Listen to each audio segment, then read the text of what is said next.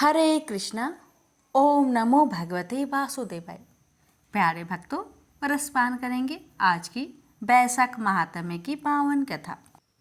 श्री सूतदेव बोले, मेष राशि में सूर्य के स्थित रहने पर जो बैसाख मास में प्रातःकाल स्नान करता है और भगवान विष्णु की पूजा करके इस कथा को सुनता है, वह सब पापों से मुक्त हो भगवान विष्णु के परम धाम को प्राप्त होता है। इस विषय में एक प्राचीन इतिहास कहते हैं, जो सब पापों का नाशक, पवित्र कारक, धर्मानुकूल, वंदनीय और पुरातन है। गोदावरी की तट पर शुभ ब्रह्मेश्वर क्षेत्र में महर्षि दुर्वासा के 2 शिष्य रहते थे, जो परमहंस ब्रह्मनिष्ठ उपनिषद विद्या में परिनिष्ठित और इच्छा रहित थे। वे भिक्षा मात्र भोजन करते और पुण्यमय जीवन बिताते हुए गुफा में निवास करते थे। उनमें से एक का नाम था सत्यनिष्ठ और दूसरे का तपोनिष्ठ। वे इन्हीं नामों से तीनों लोकों में विख्यात थे। सत्यनिष्ठ सदा भगवान विष्णु की कथा में तत्पर रहते थे। जब कोई श्रोता अथवा वक्ता ना होता, तब वे अपने नित्य कर्म किया करते थे। यदि कोई श्रोता उपस्थित होता तो उसे निरंतर वे भागवत कथा सुनाते, और यदि कोई कथावाचक भगवान विष्णु की कल्याणमयी पवित्र कथा कहता तो वे अपने सब कर्मों को समेटकर श्रवण में तत्पर हो जाते और उस कथा को सुनने लगते थे। वे अत्यंत दूर के तीर्थों और देव मंदिरों को छोड़कर तथा कथा विरोधी धर्मों का परित्याग करके भगवान की दिव्य कथा सुनते और श्रोताओं को स्वयं भी सुनाते थे। कथा समाप्त होने पर सत्यनिष्ठ अपना शेष कार्य पूरा करते थे। कथा सुनने वाले पुरुषों को जन्म मृत्युमयी संसार बंधन की प्राप्ति नहीं होती। उसके अंतःकरण की शुद्धि होती है। भगवान विष्णु में जो अनुराग की कमी है वह दूर हो जाती है और उनके प्रति गाढ़ अनुराग होता है। साथ ही साधु पुरुषों के प्रति सौहार्द बढ़ता है। रजोगुण रहित गुणातीत परमात्मा शीघ्र ही हृदय में स्थित हो जाते हैं। श्रवण से ज्ञान पाकर मनुष्य भगवत चिंतन में समर्थ होता है। श्रवण, ध्यान और मनन यह वेदों में अनेक प्रकार से बताया गया है। जहां भगवान विष्णु की कथा ना होती हो और जहां साधु पुरुष ना रहते हो, वह स्थान साक्षात गंगा तट ही क्यों न हो, निसंदेह त्याग देने योग्य है। जिस देश में तुलसी नहीं है अथवा भगवान विष्णु का मंदिर नहीं है, ऐसा स्थान निवास करने योग्य नहीं है। यह निश्चय करके मुनिवर सत्यनिष्ठ सदा भगवान विष्णु की कथा और चिंतन में संलग्न रहते थे। दुर्वासा का दूसरा शिष्य तपोनिष्ठ दुराग्रह पूर्वक कर्मों में तत्पर रहता था। वह भगवान की कथा छोड़कर अपना कर्म पूरा करने के लिए इधर उधर हट जाता था। कथा की अवहेलना से उसे बड़ा कष्ट उठाना पड़ा। अंतो गत्वा कथा परायण सत्यनिष्ठ ने ही उसका संकट से उद्धार किया। जहाँ लोगों के पाप का नाश करने वाली भगवान विष्णु की पवित्र कथा होती है, वहाँ सब तीर्थ और अनेक प्रकार के क्षेत्र स्थित रहते हैं। जहाँ विष्णु कथा रूपी पुण्यमयी नदी बहती रहती है। उस देश में निवास करने वालों की मुक्ति उनके हाथ में ही है। पूर्व काल में पांचाल देश में पुरुयसा नामक एक राजा थे, जो पुण्यशील एवं बुद्धिमान राजा भूरियस के पुत्र थे। पिता के मरने पर पुरुयसा राज्य सिंहासन पर बैठे। वे धर्म की अभिलाषा रखने वाले, शूरता, उदारता आदि गुणों से संपन्न और धनुर्वेद में प्रवीण थे। उन महामती नरेश ने अपने धर्म के अनुसार पृथ्वी का पालन किया। कुछ काल के पश्चात राजा का धन नष्ट हो गया। हाथी और घोड़े बड़े बड़े रोगों से पीड़ित होकर मर गए। उनके राज्य में ऐसा भारी अकाल पड़ा जो मनुष्य का अत्यंत विनाश करने वाला था। पंचाल नरेश राजा पुरुयसा को निर्बल जानकर उनके शत्रुओं ने आक्रमण किया और युद्ध में उनको जीत लिया। तदंतर पराजित हुए राजा ने अपनी पत्नी शिखनी के साथ पर्वत की कंदराओं में प्रवेश किया। साथ में दासी आदि सेवकगण भी थे। इस प्रकार छिपे रहकर राजा मन ही मन विचार करने लगे कि मेरी यह क्या अवस्था हो गई। मैं जन्म और कर्म से शुद्ध हूँ, माता और पिता के हित में तत्पर रहा हूँ, गुरु भक्त, उदार, ब्राह्मणों का सेवक, धर्म परायण, सब प्राणियों के प्रति दयालु, देव पूजन और जितेंद्रिय भी हूँ। फिर किस कर्म से मुझे यह विशेष दुख देने वाली दरिद्रता प्राप्त हुई है? किस कर्म से मेरी पराजय हुई और किस कर्म के फलस्वरूप मुझे यह वनवास मिला है? इस प्रकार चिंता से व्याकुल होकर राजा ने खिन्न चित्त से अपने सर्वज्ञ गुरु मुनिश्रेष्ठ याज और उपयाज का स्मरण किया। राजा के आह्वान करने पर दोनों बुद्धिमान मुनीश्वर वहां आए। उन्हें देखकर पंचाल प्रिय नरेश सहसा उठकर खड़े हो गए और बड़े भक्ति के साथ गुरु के चरणों में मस्तक रखकर प्रणाम किया। फिर वन में पैदा होने वाली शुभ सामग्रियों द्वारा उन्होंने उन दोनों का पूजन किया और विनीत भाव से पूछा, हे वृपवरो, मैं गुरुजनों में भक्ति रखने वाला हूँ। मुझे किस कर्म से यह दरिद्रता, कोषहानि और शत्रुओं से पराजय प्राप्त हुई है? किस कारण से मेरा वनवास हुआ और मुझे अकेले रहना पड़ा? मेरा ना कोई पुत्र है, न भाई है और न हितकारी मित्र ही है। मेरे द्वारा सुरक्षित राज्य में यह बड़ा भारी अकाल कैसे पड़ गया? ये सब बातें विस्तार पूर्वक मुझे बताइए।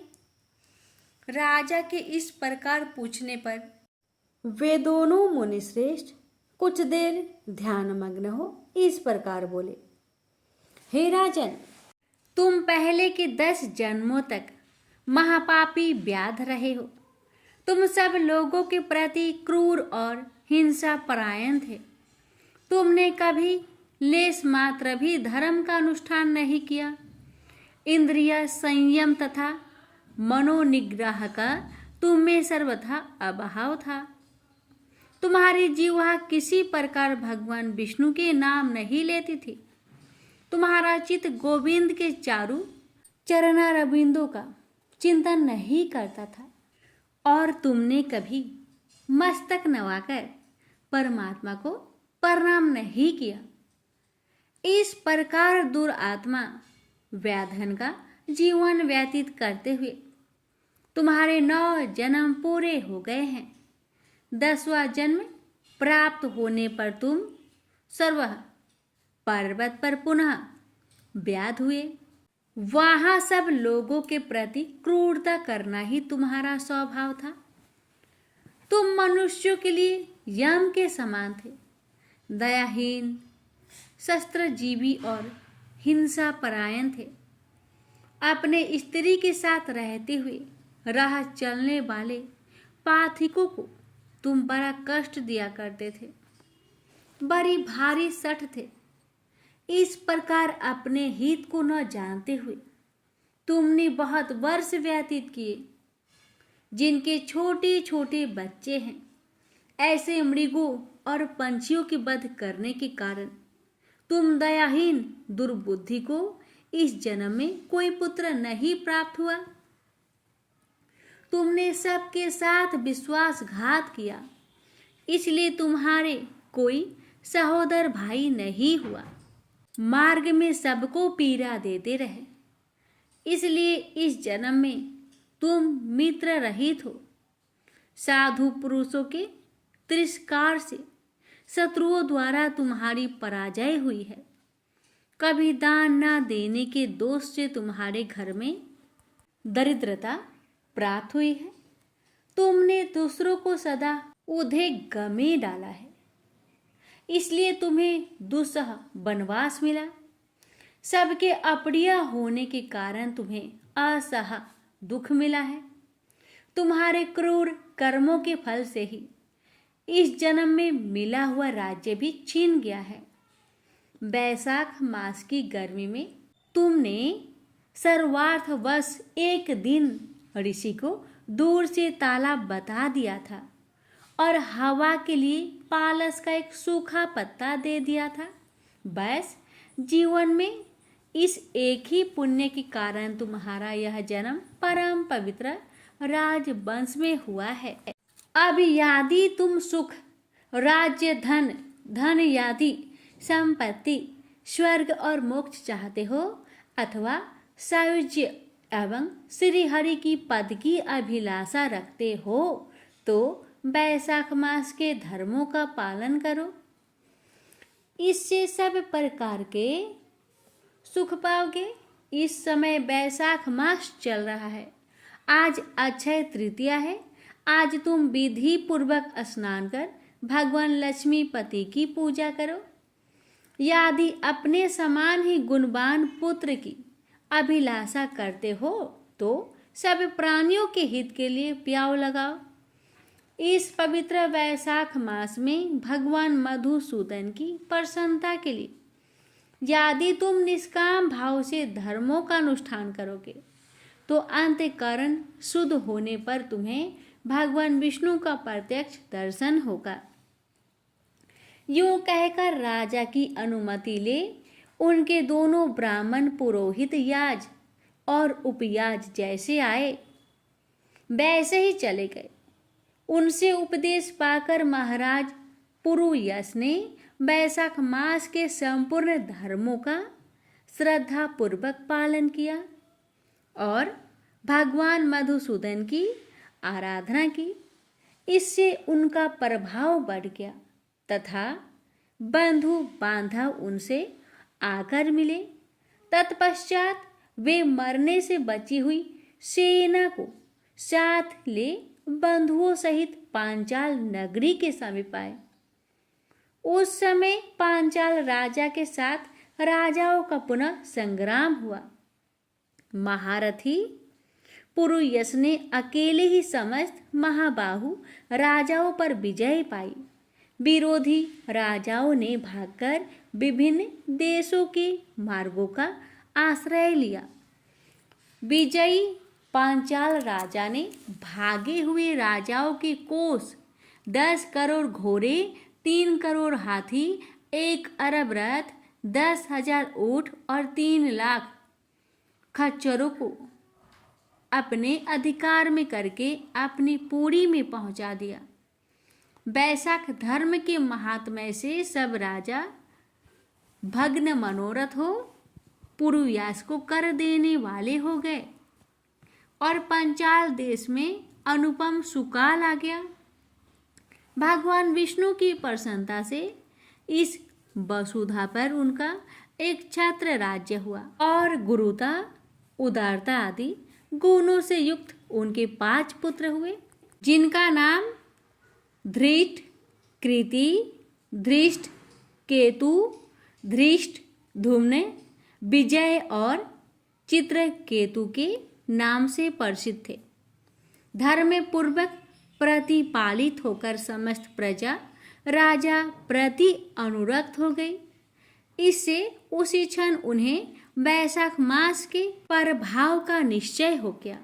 तब से पांचाल राज भगवान विष्णु की प्रसन्नता के लिए वैशाख मास के धर्मों का निष्काम भाव से बराबर पालन करने लगे। उनके इस धर्म से संतुष्ट होकर भगवान विष्णु ने अक्षय तृतीया के दिन उन्हें प्रत्यक्ष दर्शन दिए। प्रेम से बोलिए हरे कृष्ण, जय श्री हरि। अब सुनिए शालिग्राम भगवान की व्रत कथा। भक्त रामदास की कथा। दक्षिण में गोदावरी के किनारे कनकावड़ी नाम की एक नगरी थी। वहां रामदास रहता था। वह जाति का चमार था, परंतु अत्यंत सरल हृदय का, सत्य और न्याय की कमाई खाने वाला और प्रभु का निरंतर चिंतन करने वाला भक्त था। रामदास की पतिव्रता स्त्री का नाम मूली था। दंपति में बड़ा प्रेम था। इनके एक छोटा लड़का था, वह भी माता पिता का परम भक्त था। तीनों प्राणियों के पेट भरने पर जो पैसे बचते उनसे रामदास अतिथि की सेवा और पीड़ितों के दुख दूर करने का प्रयास करता। वह समय समय पर भगवान नाम का संकीर्तन सुनने जाया करता। कीर्तन में सुनी हुई यह एक पंक्ति, हरि में जैसो तैसो बस तेरो, उसे बहुत प्यारी लगी और उसे कंठ स्थल हो गई। वह निरंतर इस पंक्ति को गुनगुनाता हुआ सारे काम किया करता। वह सचमुच अपने को भगवान का दास और आश्रित समझकर मन ही मन आनंद में भरा रहता। भगवान तो भाव के भूखे होते हैं। वह रामदास के ऐसे प्रेम को देखकर उसे अब अपनाना चाहते थे। कुछ चोर गहनों के साथ ही कहीं से एक सुंदर विलक्षण स्वर्णयुक्त शालिग्राम की विशाल मूर्ति चुरा लाए थे, जो उनके लिए सिर्फ एक पत्थर था। उनमें से एक चोर के जूते टूट गए थे। उसने सोचा इस पत्थर के बदले में जूते की जोड़ी मिल जाए तो अच्छा है। भागवत प्रेरणा से शालिग्राम की मूर्ति को लेकर वह सीधा रामदास के घर पहुंचा और मूर्ति उसे देकर कहने लगा, अरे भाई देख, यह कैसा मजेदार पत्थर है, जरा अपने औजार को इस पर घिस तो सही, देख कैसे अच्छा काम देता है, पर इसके बदले में मुझे एक जोड़ी जूते देने पड़ेंगे। चोर की आवाज़ सुनकर वह चौंका। उसके भजन में भंग पड़ा। उसने समझा कोई खरीदार है। उसने जूते की एक जोड़ी चोर के सामने रख दी। चोर ने उसे पहनकर दामों की जगह वह मूर्ति रामदास के हाथ पर रख दी। रामदास अभी तक अर्धचेतन अवस्था में था। उसने मन तो बस प्रभु के विग्रह की ओर खींचा हुआ था, इसलिए पैसे लेने की बात याद ही नहीं रही। मूर्ति को उसने अपने सामने रख दिया और उसी पर औजार घिसने लगा। भगवान शालग्राम बनकर प्यारे भक्त के घर आ गए। एक दिन एक ब्राह्मण उस तरफ से निकले। शालिग्राम की ऐसी अनोखी मूर्ति चमार के पत्थर की जगह देखकर उन्हें बहुत दुख हुआ। उस समय रामदास उस गोल मूर्ति को पैरों के बीच में रखकर उस पर औजार घिस रहा था। ब्राह्मण ने विचार किया, भला बंदरों को हीरे की कीमत का क्या पता, यह चमार शालिग्राम को क्या पहचाने। उन्होंने मूर्ति खरीदने का विचार कर नजदीक जाकर उससे कहा, भाई आज मैं तुमसे एक चीज मांगता हूँ, तू मुझे देकर पुण्य लाभ कर। यह पत्थर मुझे बहुत सुंदर लगता है, मेरे नेत्र इससे हटाए नहीं हटते। रामदास जी ने ब्राह्मण के इस दीन भाव को देखकर वह पत्थर ब्राह्मण को दे दिया। पंडित जी इस दुर्लभ मूर्ति को पाकर बड़े प्रसन्न हुए। वे उसे घर लाए। उन्होंने कुएं के जल से स्नान किया, फिर पवित्र स्वच्छ वस्त्र पहनकर शालिग्राम भगवान को पंचामृत से स्नान करा। सिंहासन पर पधार कर षोडश उपचार से उनकी पूजा की। पंडित जी की पूजा तो बड़ी विधि से करते थे, परंतु उनके हृदय में दिव्य गुण नहीं थे। उसमें लोभ, ईर्ष्या, कामना, भोग वासना, इंद्रिय सुख की लालसा, क्रोध, बैर आदि दुर्गुण भरे थे। रामदास अशिक्षित था, परंतु उसका हृदय बड़ा ही पवित्र था। उनके मन में लोभ इच्छा, भोग इच्छा, क्रोध और बैर आदि का नाम निशान भी नहीं था। भगवान सालग्राम ने विचार किया, आहा, जब वह परम श्रद्धा वह भक्ति पूर्वक गीत गोविंद गाता हुआ मेरी मूर्ति पर जल छोड़कर अपना औजार घिसता था, उस समय मुझे ऐसा लगता था मानो कोई परम भक्त मेरा शरीर पोंछ रहा है। जब वह मेरा नाम संकीर्तन करता हुआ मूर्ति को पैर पर रखकर उस पर चमड़ा रखकर काटता था, तब मुझे ऐसा लगता मानो मेरे अंगों पर कोई भक्त चंदन कस्तूरी का लेप कर रहा है। अवश्य ही उसको मेरे यथार्थ स्वरूप का ज्ञान नहीं है, परंतु उसने अपनी सरल विशुद्ध निस्वार्थ भक्ति से मुझे बस में कर लिया। मैं जैसा विशुद्ध और निस्वार्थ भक्ति से बस होता हूँ, वैसा दूसरे किसी साधन से नहीं होता। ब्राह्मण की पूजा सच्ची नहीं है, वह मेरा भक्त नहीं है, वह तो अपनी कामनाओं का भक्त है। यह विचार कर भगवान सालिग्राम ने पुनः रामदास के घर जाने का निश्चय किया और रात को स्वप्न में ब्राह्मण से कहा, तू मुझे रामदास के घर पहुंचा दो। ब्राह्मण सुबह ही रामदास के घर सालिग्राम की मूर्ति को लेकर पहुंच गया और उसने रामदास से कहा, रामदास, ये कोई साधारण पत्थर नहीं है, ये तो साक्षात भगवान ही हैं, तीनों लोकों के स्वामी हैं। अब तू बहुत प्रेम से इनकी पूजा करना। ब्राह्मण के वचन सुनकर रामदास की आंखें में आंसू आ गए और वह प्रेम विह्वल हो गया और भगवान से प्रार्थना करने लगा, प्रभु, मैं अति दीनहीन, अनजान, दुर्जन, पतित प्राणी हूँ। रात दिन चमड़ा घिसना ही मेरा काम है। मुझ में न सोच है न समझदार। मुझसे नीच जगत में और कौन होगा। ऐसे पतित पर भी प्रभु ने कृपा की। अब रामदास दिन और रात भगवान के प्रेम में कभी रोता और कभी हंसता तो कभी नाचता। अब तो उसे एक ही रट लग गई, नाथ, अब मुझे दर्शन दो। पहले तो मुझे पता ही नहीं था, पर आपने ही मेरे हृदय में ये आग लगाई है। मैंने तो ना पहचान कर आपकी मूर्ति का निरादर किया, पर आप मुझे नहीं भूले और ब्राह्मण के द्वारा अपना स्वरूप बताकर मेरे घर आ गए।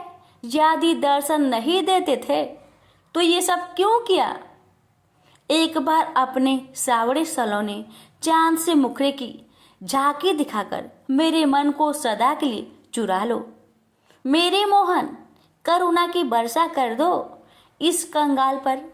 एक बार दर्शन दो और मुझे कृतार्थ करो। भगवान भक्त वत्सल है, जो एकमात्र भगवान को ही अपना आश्रय मानकर उनसे प्रार्थना करता है तो उसकी प्रार्थना भगवान तत्काल सुनते हैं। उसके ऐसे दिव्य प्रेम को देखकर भगवान से रहा न गया। वे एक वृद्ध ब्राह्मण का रूप धरकर उसके घर आ गए। भगवान ने उसके घर आकर उसकी विरह वेदना को शांत नहीं किया, बल्कि उसकी विरह वेदना को पहले से भी और अधिक बढ़ा दिया और उससे कहा, अरे भाई, भगवान का दर्शन कोई मामूली बात थोड़ी ही है। बड़े बड़े देवता, योगी मुनि अंतकाल तक तप, ध्यान और समाधि करने पर भी जिनका दर्शन नहीं कर पाते, तुझ जैसे मनुष्य को उनके दर्शन कैसे हो सकते हैं? यह सुनकर रामदास की आंखों से झर झर आंसू बहने लगे। उसने कहा, हे देव, मैं क्या करूं? मुझसे रहा नहीं जाता और मेरा यह दृढ़ विश्वास है कि मेरे नाथ दीन बंधु हैं, दया के अपार सागर है। मुझे वे दर्शन देंगे और जरूर देंगे। पति कैसे ही रंग रूप का क्यों ना हो, पर पत्नी का पति में अटूट प्रेम होता है। ऐसे ही मैं अपने स्वामी के स्नेह को परख चुका हूँ। यूं कहते कहते रामदास का कंठ रुक गया। ऐसे दृढ़ विश्वास व अनन्य प्रेम को देखकर भगवान से बिल्कुल रहा न गया। वे अपने भक्त को अपने से मिलाकर एक करने के लिए छटपटाने लगे। अकस्मात अनंत कोटि सूर्यों का प्रकाश छा गया। रामदास की आंखें मूंद गई। उसने हृदय में देखा भगवान मनमोहन त्रिभंगी लाल मुस्कुराते हुए मधुर मधुर मुरली बजा रहे हैं और कह रहे हैं, आ मेरे पास आ, कैसा सुंदर रूप है। वह आनंद सागर में डूब गया। अचानक आंखें खुली, देखता है सामने भी प्रभु का वही दिव्य सच्चिदानंद घन विग्रह विराजमान है। रामदास के आनंद का परवार नहीं रहा। उसकी सारी व्याकुलता सदा के लिए मिट गई। भगवान ने उसे अपने में समा लिया और उसने प्रभु के दिव्य धाम में जाकर नित्य पार्षद का शरीर ग्रहण किया। प्रेम से बोलिए, हरे कृष्णा कृष्ण कृष्ण हरे हरे, हरे राम राम राम राम राम हरे हरे। कथा को शेयर अवश्य कीजिए। भगवान आपकी मनोकामना को पूर्ण करेंगे।